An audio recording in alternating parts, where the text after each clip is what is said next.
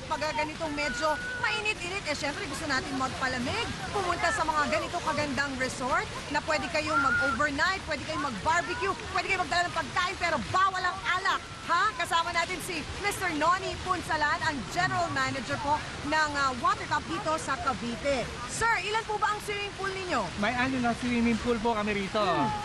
Meron po kaming wave pool, kiddie pool, Aba! slide pool, adult, and ito nga pong kinatatayuan natin ngayon na kidney shaped pool. Kiddie.